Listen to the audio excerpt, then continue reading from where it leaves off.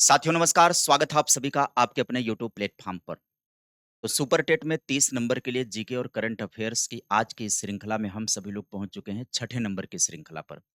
आप वीडियो में जाइएगा चैनल पर जाइएगा प्लेलिस्ट वाले ऑप्शन में। प्लेलिस्ट में आप जाएँगे तो जीके एंड करंट अफ़ेयर्स की एक प्लेलिस्ट बनी होगी जहाँ पर आपको लगातार वीडियो उपलब्ध मिल रही है। 5 वीडियो लगातार मैंने कर दिया, आज आपकी छठवीं वीडियो है। वीडियो को शुरू करूँ उससे पहले आपसे अपील करूँगा, निवेदन करूँगा कि सभी लोग वीडियो को लाइक कर देंगे और चैनल पर नए होंगे सब्सक्राइब कर दीजिए। आज के सेशन का प्रारंभ करेंगे, पहले नंबर के सवाल की तरफ चलेंगे।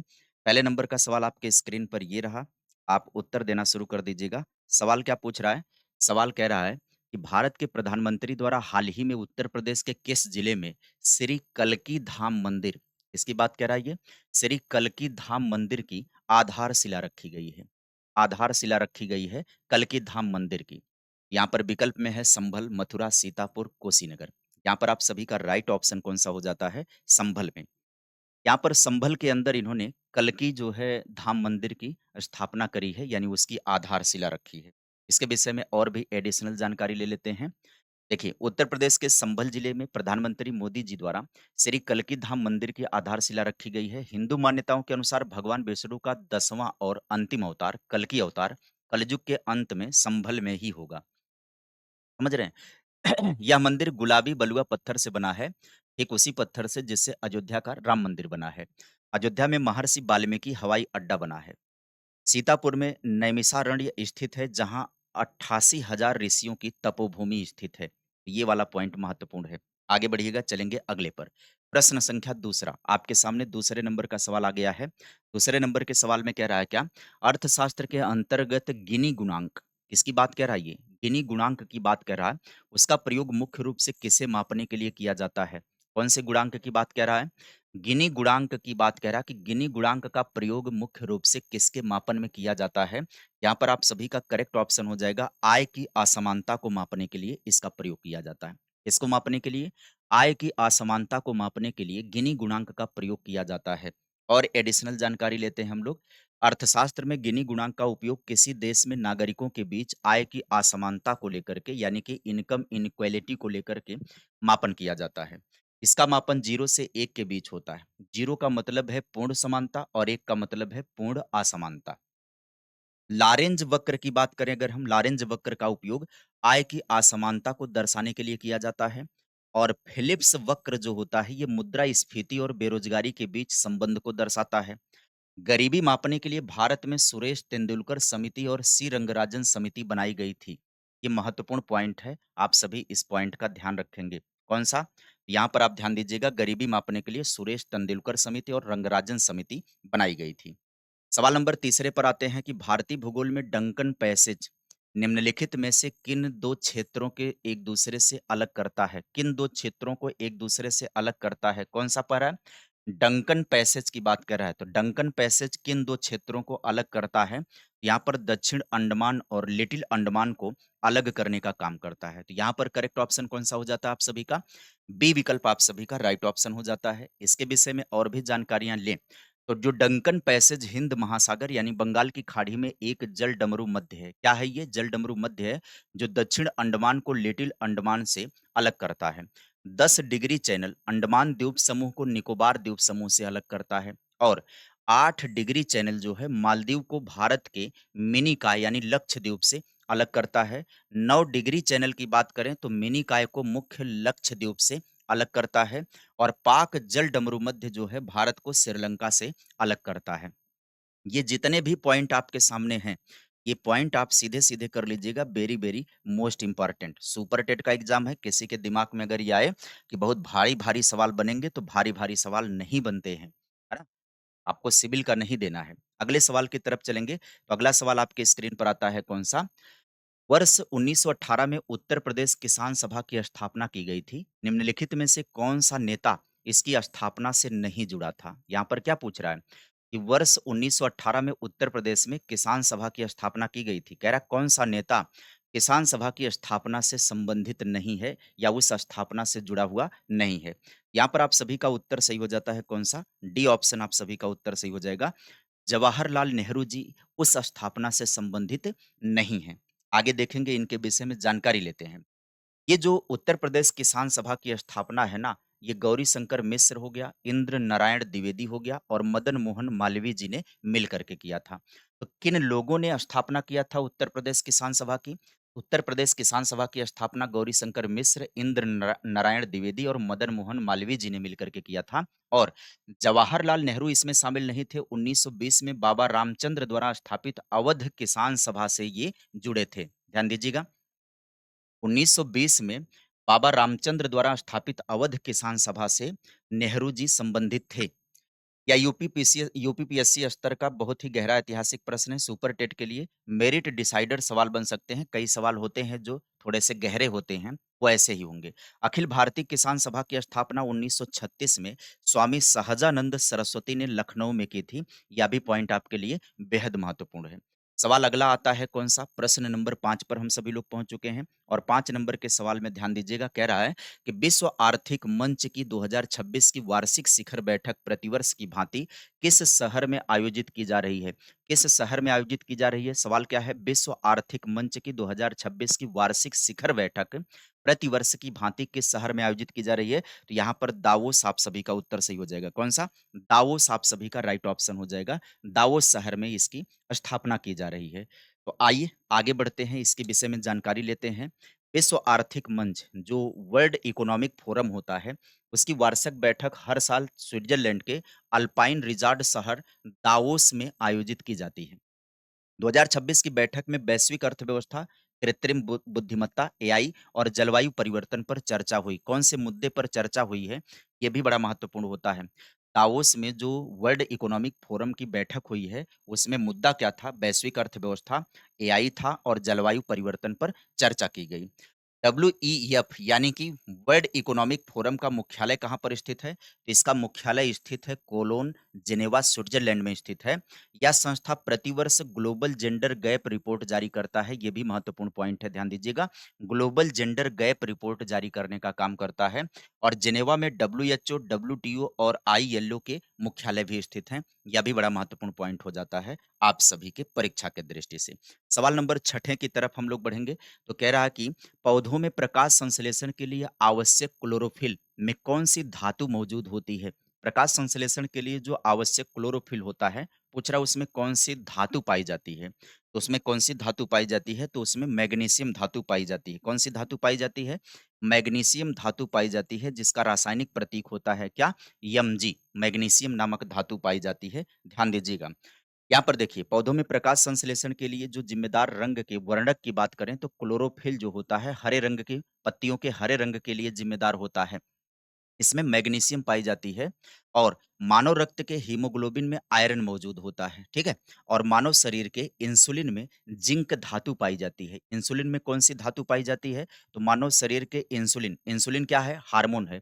हार्मोन कहाँ से स्रावित होता है इंसुलिन? तो इंसुलिन नामक हार्मोन जो है वो अग्नाशय से स्रावित होता है, पेनक्रियाज से स्रावित होता है, जिसका काम होता है ग्लूकोज को ग्लाइकोजन में बदलना। रक्त के शर्करा को मेंटेन करने का काम इंसुलिन करता है। इसीलिए जिनका मधुमेह ज़्यादा बढ़ जाता है, उनको क्या इंजेक्शन देना पड़ता है इंसुलिन का। तो ये जो है इंसुलिन नामक उसमें हार्मोन में जस्ता पाया जाता है। विटामिन बी 12 जो होता है साइबोकोबामिल जो होता है, कोबालामिन जो होता है, कोबाल्ट धातु इसके अंदर पाई जाती है और हड्डियों और दाँतों के लिए कैल्शियम सबसे आवश्यक होता है। तो आगे बढ़ जाइएगा, सवाल आता है आप सभी का कौन-सा? 7वें नंबर का सवाल।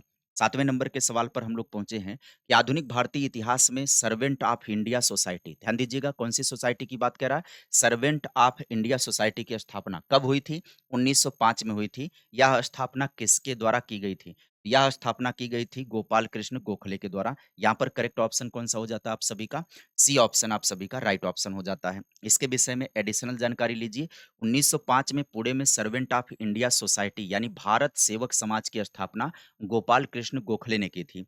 इसका उद्देश्य क्या था? नौजवानों को सार्वजनिक जीवन और देश सेवा के लिए प्रशिक्षित करना था। गोपाल कृष्ण गोखले को महात्मा गांधी का राजनीतिक गुरु भी माना जाता है। ये भी बड़ा महत्वपूर्ण पॉइंट है। आप सभी इसको इम्पोर्टेंट कर लीजिएगा। एनी बेसेंट ने भारत में होम रूल लीग की स्थापना 1916 में होम होम रूल लीग शुरू किया था। ध्यान दीजिएगा, होम रूल लीग किसने शुरू किया था? एनी बेसेंट ने शुरू किया था 1916 में।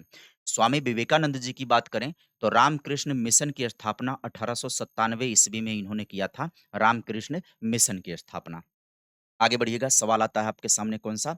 7वें 8वें नंबर का सवाल हम लोगों 8वें नंबर के सवाल पर आइएगा। कह रहा उत्तर प्रदेश सरकार की बहुचर्चित मुख्यमंत्री अभ्युदय योजना, ध्यान दीजिएगा सवाल क्या है?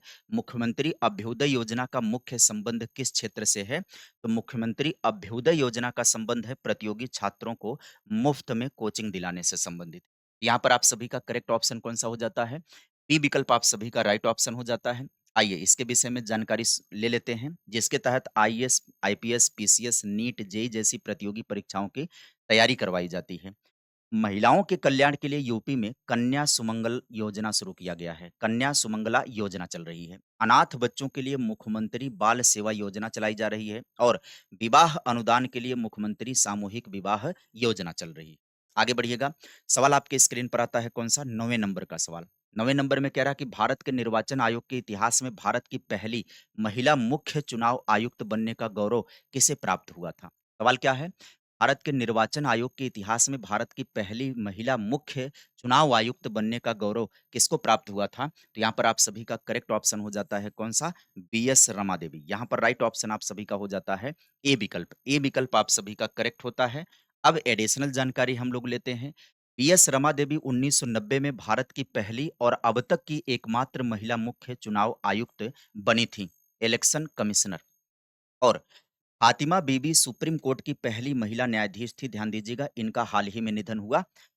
सुजाता मनोहर भी सुप्रीम कोर्ट की पूर्व न्यायाधीश रही हैं और मीरा कुमार लोकसभा की पहली महिला अध्यक्ष थीं। ध्यान दीजिएगा, मीरा कुमार लोकसभा की पहली महिला अध्यक्ष थीं।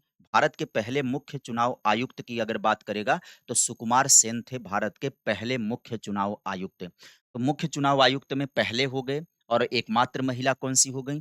और लोकसभा में पहली महिला अध्यक्ष कौन थी? मीरा कुमार थीं। ये बड़े महत्वपूर्ण सवाल हैं, ध्यान दीजिएगा। आगे बढ़ेंगे, सवाल नंबर आपके स्क्रीन पर आता है कौन-सा? 10 नंबर का सवाल।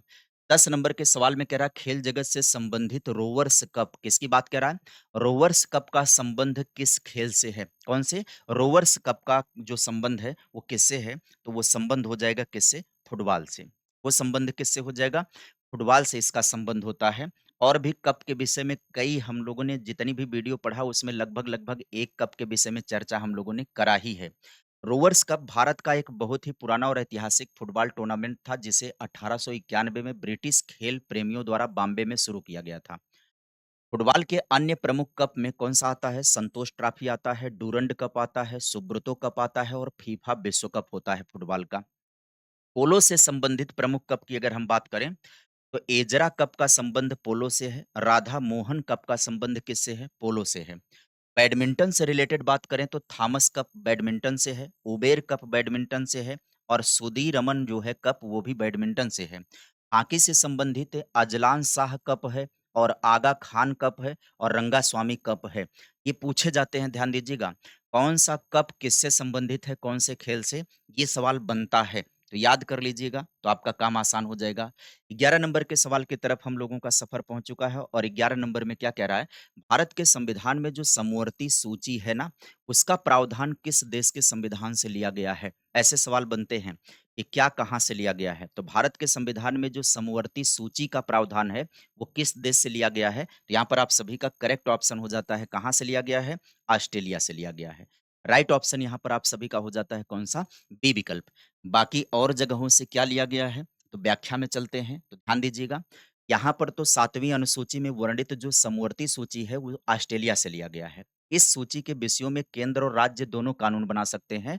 शिक्षा किसका विषय है? तो शिक्षा समवर्ती सूची का विषय है। एक एडिशनल जानकारी ये हो गई और ऑस्ट्रेलिया से ही प्रस्तावना की भाषा और संयुक्त बैठक का प्रावधान भी लिया गया है। आगे बढ़िएगा, कनाडा से बात करें तो मजबूत केंद्र वाली संघीय व्यवस्था कहाँ से ली गई है? कनाडा से ली गई है और आयरलैंड से नीति निर्देशक तत्व लिए गए हैं, कहाँ से? आयरलैंड से। जर्मनी की बात करें तो वाइमर संविधान है जर्मनी का, वहाँ से आपातकाल के दौरान मौलिक अधिकारों के निलंबन का प्रावधान लिया गया है।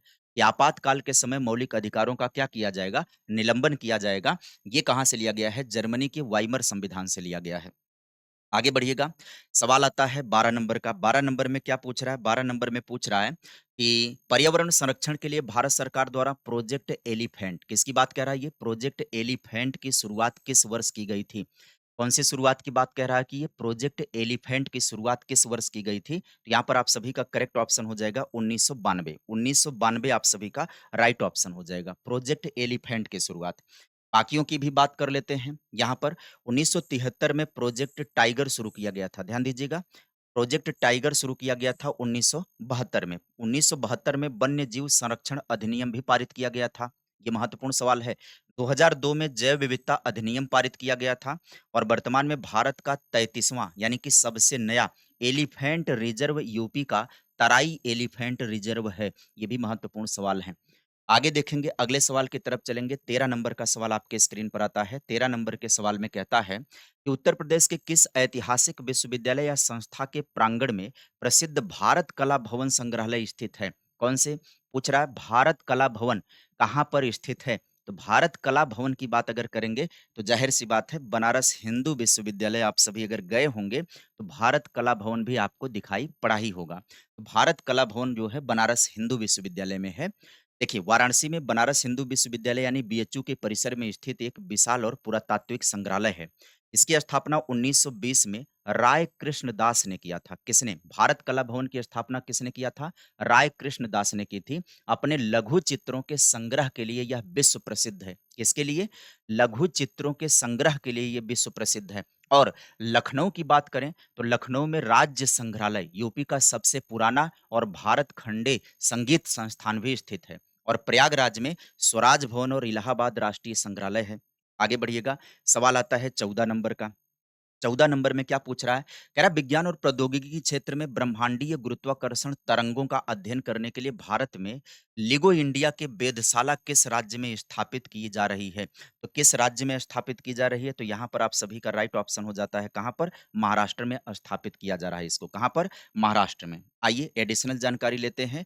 तो यहाँ पर कह रहा है ना कि गुरुत्वाकर्षण तरंगों का अध्ययन करने के लिए भारत की पहले लिगो इंडिया यानी कि लेजर इंटरफेरोमीटर जो ग्रेविटेशन वेव ऑब्जर्वेशन वेधशाला महाराष्ट्र के हिंगोली जिले में स्थापित किया जा रहा है। क्या अमेरिका के बाहर दुनिया की केवल तीसरी ऐसी वेधशाला है? 26 से 30 के बीच पूरी तरह काम करना शुरू कर देगी जो वो भारत के लिए एक बहुत बड़ी वैज्ञानिक छलांग होगी। लद्दाख जो हानले में डार्क स्काई रिजर्व स्थापित किया गया है। कौन सा? डार्क स्काई रिजर्व स्थापित किया गया है। आगे बढ़िएगा 13 नंबर में। मध्यकालीन भारतीय इतिहास का प्रसिद्ध अरबी ग्रंथ तहकीक-ए-हिंद यानी किताबुल-हिंद किसके द्वारा लिखा गया है? पूछ रहा है ये कौन-सा? यहाँ पर पूछ रहा है किताब-उल-हिंद यानी कि तहकीक-ए-हिंद किसके द्वारा लिखा गया है? तो यहाँ पर आप सभी का करेक्ट ऑप्शन हो जाएगा कौन-सा? अल-बरूनी आप सभी का राइट ऑप्शन हो जाएगा यहाँ पर। कौन-सा उत्तर हो जाएगा? बी विकल्प आप सभी का करेक्ट ऑप्शन हो जाता है। आइए, इसके विषय में एडिशनल जानकारी लेते हैं। यहाँ पर तहकीक-ए-हिंद की बात करें तो इसका अर्थ होता है भारत की खोज। 11वीं शताब्दी में प्रसिद्ध मुस्लिम विद्वान यात्री अल-बरूनी, कौन? अल-बरूनी द्वारा अरबी भाषा में लिखा गया था। अल-बरूनी महमूद गजनवी के साथ भारत आया था। इस पुस्तक में उसने भारतीय समाज विज्ञान, धर्म और दर्शन को विस्तृत वर्णन किया है। इब्न बतूता मोरक्को का यात्री था जिसने किताब उल रेहला लिखा था। कौन सा? रेहला लिखा था। अमीर खुसरो को तोताए हिंद कहा जाता है। इन्होंने खजाइन उल फुतूह लिखी थी। और जियाउद्दीन बरनी की बात करें तो इसको तारीख-ए-फिरोज शाही इसके द्वारा लिखी गई है। आगे बढ़िएगा, अगले सवाल की तरफ चलेंगे। 16 नंबर का सवाल आपके स्क्रीन पर है कि उत्तर प्रदेश की बेतवा नदी निम्नलिखित में से किस जिले में यमुना नदी में जाकर के मिलती है? कौन सी नदी की बात कर रहा है यहाँ पर? बेतवा नदी की बात कर रहा है कि बेतवा नदी कहाँ पर जाकर के मिलती है? तो बेतवा नदी कहाँ पर जाकर के मिलती है? तो यहाँ पर आप सभी का उत्तर हो जाएगा बांदा जिले में जाकर के मिलती है। सॉरी, हमीरपुर जिले में, यहाँ पर मिस्टेक हो गया। बांदा जिले में ना मिल कर के ये हमीरपुर जिले में जाकर के मिलती है। यहाँ पर करेक्ट ऑप्शन कौन-सा हो जाएगा? हमीरपुर। बेतवा नदी कहाँ पर जाकर मिलती है? हमीरपुर में। देखिए, बेतवा नदी प्राचीन नाम ब्रेतवती इसका है। मध्य प्रदेश के विंध्याचल से निकलती है, उत्तर प्रदेश के हमीरपुर जिले के पास यमुना नदी में जाकर के मिल जाती है। चंबल नदी उत्तर प्रदेश के इटावा के पास यमुना में जाकर के मिलती है। और केन नदी उत्तर प्रदेश के बांदा यानी भोजहा नामक स्थान के पास यमुना में जाकर के मिलती है। ये भी ज़रूरी पॉइंट है और बेतवा नदी पर ही राजघाट, माता टीला और परीक्षा बाँध यानी कि झांसी ललितपुर में बना हुआ है। आगे बढ़िएगा, चलेंगे। जितनी भी जानकारियाँ हैं, ये सब एडिशनल जानकारी आप सभी के लिए उपयोगी हैं। अगले सवाल की तरफ चलेंगे। यहाँ पर सवाल नंबर आपके स्क्रीन पर आता है कौन-सा?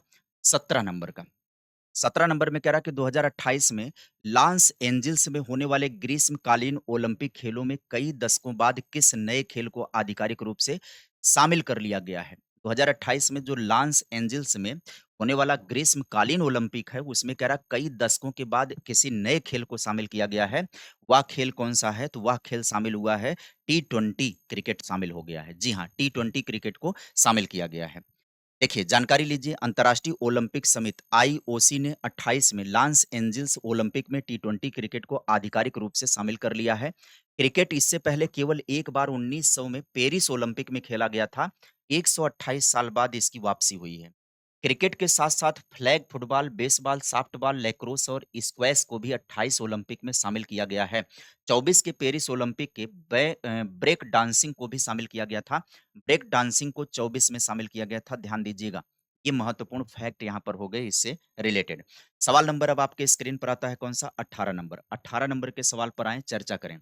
कह रहा है प्रागैतिहासिक काल की चित्रकला के लिए विश्व प्रसिद्ध भीमबेटका की गुफाएँ किस राज्य में स्थित हैं? किस गुफा की बात कह रहा है ये? भीमबेटका गुफा की बात कह रहा है कि कौन से राज्य में स्थित हैं? कौन-सी गुफा? भीमबेटका गुफा। तो यहाँ पर आप सभी का उत्तर सही हो जाएगा कौन-सा? मध्य प्रदेश के अंदर ये स्थित है। कहाँ पर? मध्य प्रदेश के अंदर ये स्थित है। राइट ऑप्शन आप सभी का बी विकल्प हो जाता है। देखिए, भीमबेटका गुफा की अगर हम बात करें, तो भीमबेटका गुफा मध्य प्रदेश के रायसेन जिले में स्थित है। कहाँ पर? रायसेन जिले में स्थित है। ये गुफाएँ प्रागैतिहासिक काल यानी पूरा पाषाण और मध्य पाषाण काल की आदिमानव द्वारा बनाई गई रॉक पेंटिंग का मतलब होता है शैल चित्रों के लिए विश्व प्रसिद्ध है। किसके लिए विश्व विश्व प्रसिद्ध है भाई? शैल चित्रों के लिए ये भी विश्व प्रसिद्ध है। 2003 में यूनेस्को विश्व धरोहर स्थल इसे घोषित किया गया है और अजंता और एलोरा की गुफाएँ महाराष्ट्र यानी छत्रपति संभाजी नगर में स्थित हैं। बादामी गुफाएँ जो होती हैं वो कर्नाटक में स्थित हैं। आगे देखिएगा, सवाल आपके सामने आता है कौन-सा? 19 नंबर का सवाल। 19 नंबर के सवाल की बात करेंगे, अनुच्छेद 300 ए से संबंधित है। किससे? अनुच्छेद 300 ए का संबंध निम्नलिखित में से किस अधिकार से है? तो यहाँ पर आप सभी का राइट ऑप्शन हो जाएगा संपत्ति का अधिकार है ये। कौन-सा? संपत्ति का अधिकार है। आइए बाकियों को भी समझ लिया जाए।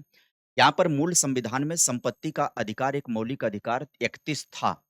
44वें संविधान संशोधन 1978 द्वारा इसे मौलिक अधिकारों की सूची से हटा दिया गया और संविधान के भाग 12 में अनुच्छेद 300 ए के तहत केवल एक विधिक और कानूनी अधिकार बना दिया गया है। जीवन का अधिकार अनुच्छेद 21 में है, जो आपातकाल में भी निलंबित नहीं होता है और शिक्षा का अधिकार जो है, वो अनुच्छेद 21 का ही संशोधन जब हुआ था 86वां संशोधन 2002 में, तो अनुच्छेद 21 ए बनाया गया जिसमें 6 से 14 वर्ष के सभी बच्चों को निःशुल्क व अनिवार्य शिक्षा का अधिकार दिया गया। आगे बढ़ेंगे 20 नंबर के सवाल की तरफ चलेंगे। सवाल नंबर 20 में क्या कह रहा है? कह रहा है उत्तर प्रदेश सरकार की एक जिला एक उत्पाद योजना के तहत किस जिले को हींग के उत्पादन के लिए जाना जाता है? कह रहा है किसके उत्पादन के लिए? हींग के उत्पादन के लिए किसको जाना जाता है? तो हींग के उत्पादन के लिए हाथरस को जाना जाता है। किसको? हाथरस जिला को जाना जाता है हींग के उत्पादन के लिए।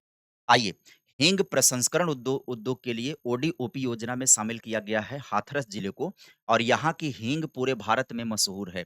कासगंज की बात करें अगर हम तो जरी जरदोजी के लिए ओडीओपी में इसको शामिल किया गया है और एटा को घुंघरू और घंटी उद्योग के लिए प्रसिद्ध है एटा और बदायूं भी जरी जरदोजी के लिए प्रसिद्ध है।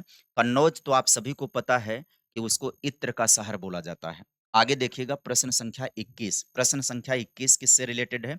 21 की बात करेंगे तो दक्षिण पूर्व एशियाई देशों के संगठन आसियान का 11वां पूर्ण सदस्य हाल ही में कौन बन गया था? कौन बन गया? किसकी बात कह रहा है ये? 11वां पूर्ण सदस्य कौन बना है? दक्षिण एशियाई देशों के संगठन आसियान का। तो आसियान का 11वां देश जो बना हुआ है, वो कौन है? Timor Leste. यहाँ पर आप सभी का करेक्ट ऑप्शन हो जाता है कौन-सा? सी विकल्प आपका राइट ऑप्शन हो जाता है। और भी एडिशनल जानकारियाँ यहाँ पर ले लेते हैं कि दक्षिण पूर्व एशियाई देशों के संगठन आसियान का 11वां सदस्य तिमोर लेस्टे बना है। और आसियान की स्थापना कब हुई थी? 1967 में बैंकॉक घोषणा पत्र के तहत हुई थी। इसका मुख्यालय जकार्ता, इंडोनेशिया में है और इसके अन्य 10 सदस्य में ब्रुनोई है, कंबोडिया है, Indonesia, Laos, Malaysia, Myanmar, Philippines, Singapore, Thailand और वियतनाम है। भारत आसियान का सदस्य नहीं है, ध्यान दीजिएगा। 26 में इसके शिखर सम्मेलन की अध्यक्षता जो है, वो फिलीपींस कर रहा है। आगे बढ़िएगा, सवाल आता है कौन-सा 22 नंबर का। 22 नंबर के सवाल की बात करेंगे तो चिकित्सा विज्ञान में इंसुलिन की खोज का ऐतिहासिक श्रेय किसे जाता है? इंसुलिन एक हार्मोन है जो हमारे पैनक्रियास से स्रावित होता है, जो ग्लूकोज को ग्लाइकोजन में कन्वर्ट करने के काम करता है, रुधिर के शर्करा को मेंटेन करने का काम करता है। लेकिन इंसुलिन इंजेक्शन दे करके तो कंट्रोल किया जाता है डायबिटीज। वो कह रहा है कि इंसुलिन की खोज चिकित्सा विज्ञान में किसके द्वारा की गई है? तो यहाँ पर आप सभी का राइट ऑप्शन हो जाता है फ्रेडरिक बेंटिंग और चार्ल्स बेस्ट। यहाँ पर राइट ऑप्शन कौन-सा हो जाता है? सी विकल्प आपका राइट ऑप्शन हो जाता है। आइए, 1921 में इंसुलिन की खोज का श्रेय कनाडाई वैज्ञानिक फ्रेडरिक बेंटिंग और चार्ल्स वेस्ट को जाता है, जिसके लिए बेंटिंग को नोबेल पुरस्कार भी मिला था। ध्यान दीजिए, इंसुलिन मानव शरीर के अग्नाशय से स्रावित होकर के रक्त शर्करा की मात्रा को नियंत्रित करता है। इसकी कमी से मधुमेह रोग हो जाता है, क्योंकि ग्लूकोज ग्लाइकोजन में बदल नहीं पड़ता है, तो ग्लूकोज रक्त में बढ़ जाता है। अलेक्जेंडर फ्लेमिंग की बात करें तो इसी ने पहली बार एंटीबायोटिक पेनिसिलिन का निर्माण किया था। जी हाँ, एंटीबायोटिक पेनिसिलिन का निर्माण इसी ने किया था, जिससे चिकित्सा के क्षेत्र में क्रांतिकारी बदलाव हुआ और लोगों को बीमारियों से रोकने का कवायद और तेजी से शुरू हो गया। अन्यथा कई सारी ऐसी बैक्टीरिया जनित बीमारियां होती थी जिससे लोग मर जाते थे। जैसे बचपन में आप पूछेंगे अपने मम्मी पापा से, तो वो लोग क्या है कि अपने दौर के समय में ना बचपन में 5 साल तक बच्चों को पानी से दूर ही रखा जाता था ताकि निमोनिया ना हो जाए। पेनिसिलिन आने के बाद इस तरीके का एक क्रांतिकारी बदलाव हुआ, बाद में बहुत सारी एंटीबायोटिक बनी। आगे एडवर्ड जेनर ने चेचक के टीके की खोज करी थी। आगे बढ़िएगा, चलेंगे अगले पर 23 संख्या के प्रश्न। प्रश्न संख्या 23 पर हम लोग पहुंच चुके हैं। कह रहा विजयनगर साम्राज्य के महान शासक कृष्णदेव राय के दरबार में रहने वाले अष्टदिग्गज कौन थे? तो अष्टदिग्गज कृष्णदेव राय के दरबार में रहते थे, वो 8 तेलुगु महान कवि रहते थे। कौन? 8 तेलुगु महान कवि रहते थे। आगे बढ़िएगा, यहाँ पर ध्यान दीजिएगा।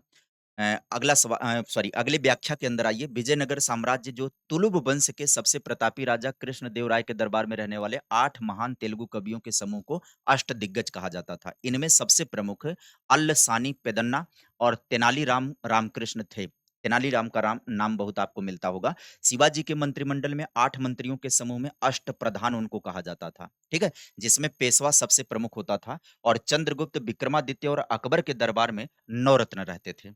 आगे बढ़िएगा, चलेंगे 24 संख्या के प्रश्न। यहाँ पर आप सभी का प्रश्न संख्या 24 है। कह रहा है कि अमृत सरोवर, भारत का पहला अमृत सरोवर जल संरक्षण परियोजना उत्तर प्रदेश के किस जिले में बनकर तैयार हुआ था? उत्तर प्रदेश के किस जिले में बनकर तैयार हुआ था? तो रामपुर जिले में बनकर तैयार हुआ था। यहाँ पर आप सभी का विकल्प सही हो जाता है, कौन सा? बी विकल्प सही हो जाता है। जल संरक्षण और भूजल स्तर को बढ़ाने के लिए शुरू किए गए अमृत सरोवर मिशन के तहत भारत का पहला अमृत सरोवर उत्तर प्रदेश के रामपुर पटवई गांव में बनकर तैयार हुआ था। यह एक बहुत ही सफल राष्ट्रीय योजना है, जिसमें हर जिले में 75 जल निकाय यानी तालाब विकसित किए गए हैं। महोबा बुंदेलखंड को झीलों और तालाबों का शहर कहा जाता है और बांदा और चित्रकूट भी बुंदेलखंड के सूखाग्रस्त क्षेत्र रहे हैं, जहां अब हर घर जल योजना तेजी से चल रही है। आगे बढ़िएगा, चलेंगे प्रश्न संख्या 25 पर। 25 नंबर का सवाल में क्या है? तो कह रहा है विश्व की सबसे बड़ी मीठे पानी की झील जो सतह के क्षेत्रफल के आधार पर कौन-सी है? यहाँ किस आधार पर सबसे बड़ी कहा जा रहा है? सतह के क्षेत्रफल के आधार पर जो सबसे बड़ी झील है, वो कौन-सी है विश्व की सबसे बड़ी झील मीठे पानी की? तो ये कौन-सी झील हो जाएगी? सुपीरियर झील हो जाएगी। आप सभी का करेक्ट ऑप्शन कौन-सा हो जाएगा? ए विकल्प आप सभी का राइट ऑप्शन हो जाता है। व्याख्या की बात करें तो सतह के क्षेत्रफल यानी सरफेस एरिया के आधार पर दुनिया की सबसे बड़ी मीठे पानी की झील सुपीरियर झील है, जो अमेरिका और कनाडा की सीमा पर स्थित है। वहीं पर बैकाल झील की बात करें, ये रूस में है। आयतन और गहराई के आधार पर दुनिया की सबसे बड़ी गहरे मीठे पानी की झील है ये, आयतन और गहराई के आधार पर।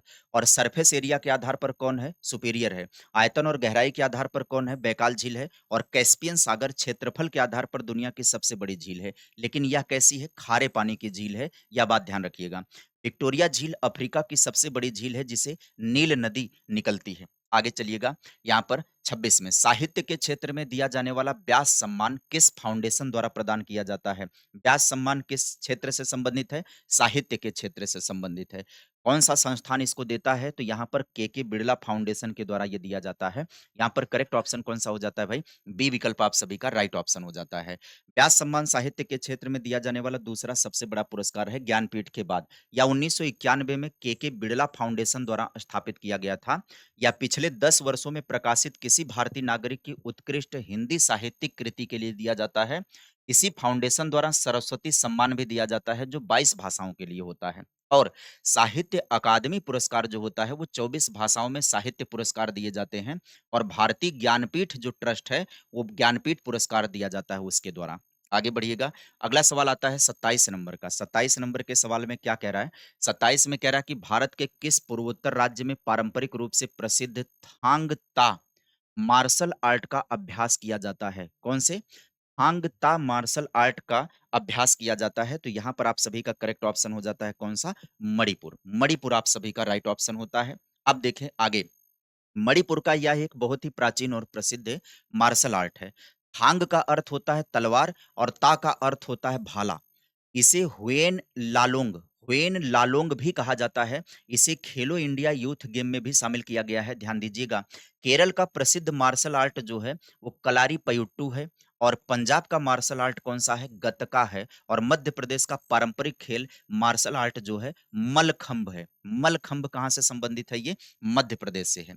28 नंबर के प्रश्न पर हम सभी लोग पहुँच चुके हैं और 28 में कह रहा है कि पर्यावरण संरक्षण से संबंधित रामसर कन्वेंशन 1971 पर किस देश के रामसर शहर में हस्ताक्षर किए गए थे? किस देश में हस्ताक्षर किए गए थे? तो यहाँ पर आप सभी का करेक्ट ऑप्शन हो जाता है कौन-सा? ईरान। यहाँ पर राइट ऑप्शन हो जाता है आप सभी का ईरान। ध्यान दीजिएगा 2 फरवरी 1971 को आर्द्र भूमियों के लिए वेटलैंड के संरक्षण के लिए रामसर कन्वेंशन पर हस्ताक्षर किए गए थे। रामसर कैस्पियन सागर के तट पर स्थित ईरान का एक शहर है। कौन-सा शहर है? यहाँ पर ध्यान दीजिएगा रामसर जो है कैस्पियन सागर के तट पर स्थित ईरान का एक शहर है। वर्तमान में भारत में कुल 80 से अधिक रामसर साइट हो चुकी हैं। सबसे ज़्यादा रामसर साइट कहाँ पर? तमिलनाडु और उत्तर प्रदेश में है। इसलिए 2 फरवरी को विश्व आर्द्र भूमि दिवस यानी कि वर्ल्ड वेटलैंड डे मनाया जाता है। ये महत्वपूर्ण है।